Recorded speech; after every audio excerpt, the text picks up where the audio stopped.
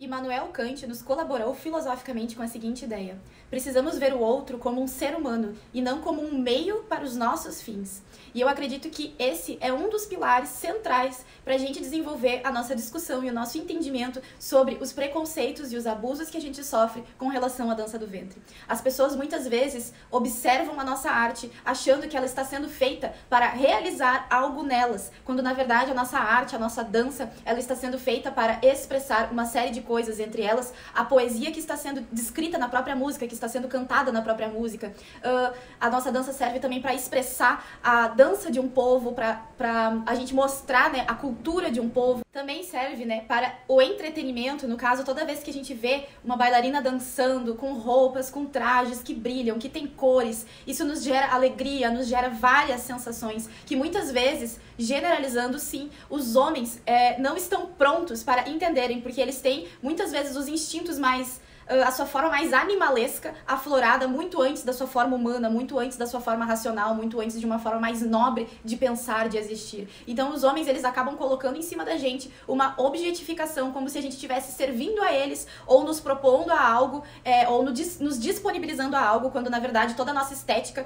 que muitas vezes é reduzida a sensual, na verdade faz parte da nossa arte, da expressão da nossa arte. Porém, do ponto de vista conservador, a gente consegue entender algumas motivações para pessoas que não necessariamente estão nos objetificando, que não necessariamente sejam homens que estão nos julgando pejorativamente, mas sim pessoas que naturalmente estão se sentindo afligidas com a questão da nossa exposição e com a questão da forma, da estética da nossa dança. E essas questões que muitas vezes são mais trabalhadas por conservadores têm alguns fundos lógicos e alguns motivos para existirem. E esses motivos muitas vezes estão relacionados ao fato de que muitas pessoas relacionam a sensualidade diretamente com a sexualidade e não conseguem observar a sensualidade como uma fonte de expressão artística. A gente pode ver em diversas obras de arte, tanto antigas, quanto contemporâneas, quanto modernas, quanto atuais, a sensualidade sendo expressada, o corpo feminino, o corpo masculino sendo expressado como uma forma de arte, como muitas vezes, na verdade, também como uma forma de expressar a Deus, a criação divina, como uma forma de expressar a feminilidade, o amor materno. Então a sensualidade, ela tem tudo isso, ela traz a vitalidade, ela tem toda uma visão artística que a gente pode explorar, mas que às vezes as pessoas estão limitadas a entender. E quando as pessoas estão limitadas a entender isso, elas reduzem a sensualidade à sexualidade. E a sexualidade é um assunto, um âmbito da nossa vida a viver, sim, no privado, por N motivos que não tem por que eu explorar aqui. Então, quando as pessoas veem algo que para elas, né, na concepção delas, às vezes nem racionalmente, é uma coisa ali que nem foi desenvolvida mentalmente ou intelectualmente, elas veem algo que na concepção delas era para estar no privado e elas veem aquilo exposto em público, porque elas estão relacionando somente com algo que deveria ser vivido no privado. Mas a gente não é obrigado ninguém é obrigado a gostar ou admirar a nossa arte, mas a gente tem que entender, sim, tudo que envolve ela. E o conservadorismo, ele cuida, assim, dessa exposição como uma forma de proteger o lar, de proteger a família, como uma forma de proteger a moralidade. Então, muitas coisas, às vezes, está tudo misturado, porque, na verdade, toda vez que a gente fala sobre sensualidade, a gente fala sobre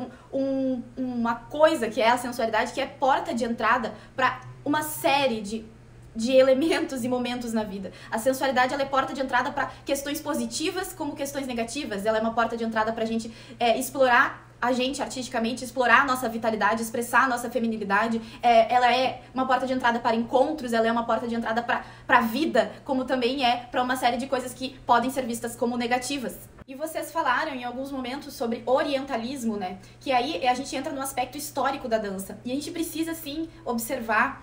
que existe uma visão que deturpa o Oriente, que deturpa uma dança que é étnica, que é uma dança natural, é uma dança que flui das pessoas, não necessariamente num momento de teatro ou de palco, mas é uma dança que as pessoas estão dançando naturalmente. E aí a gente pega isso e constrói toda uma mística em cima, toda uma temática em cima, fazendo parecer que aquilo ali é mais do que é. Porém, existe também o aspecto de que essas pessoas que dançam naturalmente a dança, elas não estão usando as roupas que a gente vê hoje na dança do ventre. Então os figurinos são, sim, fruto de uma evolução histórica com diversas influências, inclusive a influência do palco de cabaré, e eu acredito que sim, existe muita influência do burlesco na nossa arte, na estética da nossa arte, nos figurinos. Não quer dizer que é uma dança que a gente vai ter que estar sexualizando, mas quer dizer que os figurinos, eles evoluíram para um aspecto que tem sim muitos âmbitos, muitas faces que entra a questão da sexualidade. A gente não pode negar, a gente não tem como negar que os figurinos, eles têm essa estética da exposição, do corpo marcado, da barriga de fora e tudo mais. Porém, gente, são muitas questões pra gente explorar nesse aspecto. E vocês precisam entender mais a fundo sobre figurinos, precisam entender como que foi essa questão, quais são as teorias que existem sobre essa questão da evolução dos trajes, porque as mulheres lá no Egito, no Oriente Médio, elas usavam suas roupas comuns, elas usam suas roupas comuns pra dançar. Então a gente não pode reduzir esse entendimento a apenas dizer que a dança do ventre é a dança de um povo, então não sexualizem, porque na verdade a gente tá usando roupas sim que se modificaram com uma série de influências, e a gente precisa entender quais são essas influências, quais são as questões históricas envolvidas. E por isso eu tô escrevendo um super texto que eu quero compartilhar com vocês em breve, porque não tem como eu explorar tudo isso aqui por vídeos, porque eu sei que vocês não assistem até o fim. Então, em breve eu vou trazer aí uma novidadezinha pra vocês com um texto contando tudo isso.